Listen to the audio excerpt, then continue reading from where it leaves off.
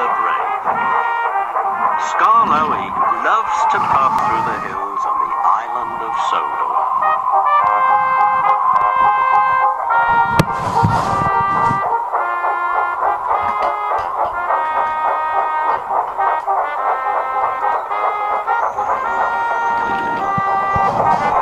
His favourite place is a pretty village high up in the mountains.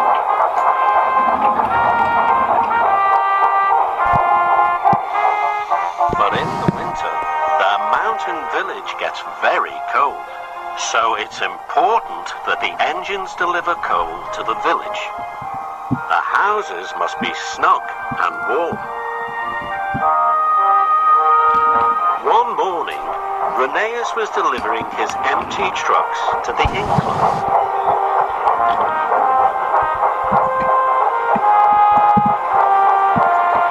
The winch brings empty trucks up the incline and lowers full trucks down to be delivered to the villages across the island. Rheneas was frightened of the incline. It was very high. So Rheneas shunted his trucks into place, then he backed quickly away. "You are such a scaredy engine," laughed Skarloey. "I'm not scared of anything." Skarloey thought he was the bravest engine in the world. But then, the winch's coupling broke. Oh no! Skarloey steamed away as fast as he could. Skarloey raced right past Thomas, who was waiting on the main line. He switched tracks and the trucks rolled past him, but they headed towards Rusty. Rusty hooted loudly to the signalman. Changed the points.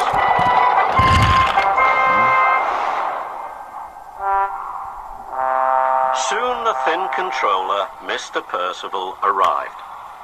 "Well done, Rusty," Mr. Percival said. "You are a really brave engine." "Thank you, sir," said Rusty proudly. But Skarloey wasn't happy. "I want to be the bravest," puffed Skarloey. "I want to show everyone that I'm the bravest engine of all."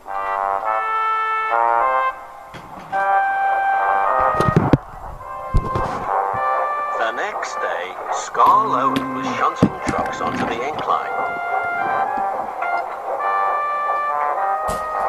"How can I prove I'm the bravest?" he puffed to himself. Suddenly, Skarloey had an idea. "If I went up the hill on the winch," he puffed, "then everyone will see how brave I am." The winch hooked onto Skarloey's truck's coupling. Skarloey was still coupled up, but he didn't tell the workmen. Slowly, Skarloey was pulled up the hill. When Rheneas and Duncan arrived at the bottom of the incline, they gasped. "Look at where Skarloey is," puffed Rheneas. "That is the bravest thing to do," chuffed Duncan. Duncan cheered and Rheneas blew his whistle. Skarloey felt prouder than ever. "Look at me," he puffed. At last Skarloey reached the top of the incline. "I'm the bravest engine in all the world," he called. But Skarloey was too heavy, and the winch broke. "Whee!" puffed Skarloey as he raced down the hill. But when he got to the bottom, he couldn't stop. Skarloey raced all the way to the transfer yards. He raced past a very Thomas and straight into the smoke. Mr. Percival was very cross. "Skarloey, you have broken the winch," he said. "The mountain village will get no coal today, and it is very cold." Skarloey felt very bad. "The village won't be snug and warm," puffed Skarloey sadly, "and it's all my fault."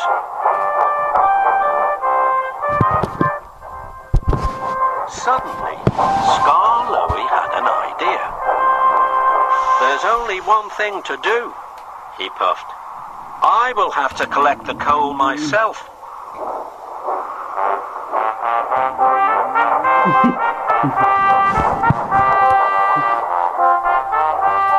When Skarloey arrived at the top of the incline, Rheneas and Duncan had brought the supplies to repair the winch. Are you going to take the trucks down the incline without the winch? Asked Duncan excitedly. That would be really brave, chuffed Rheneas. Skarloey wanted to show Rheneas and Duncan how brave he was. But then he thought of the mountain village. No, said Skarloey firmly, I'm going to take the coal to the village.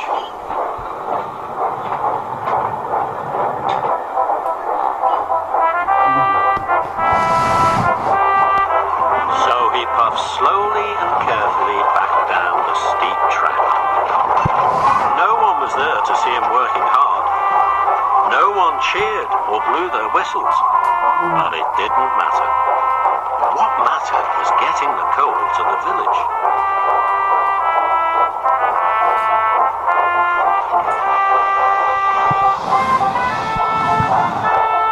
It was late when Skarloey arrived at the village station. The villagers were very pleased to see Skarloey, and they were pleased to have coal to make their homes snug and warm. They cheered and cheered and cheered. Skarloey was so proud it made his axles tingle. This is much better than showing everyone how brave I am, he puffed. And it certainly was.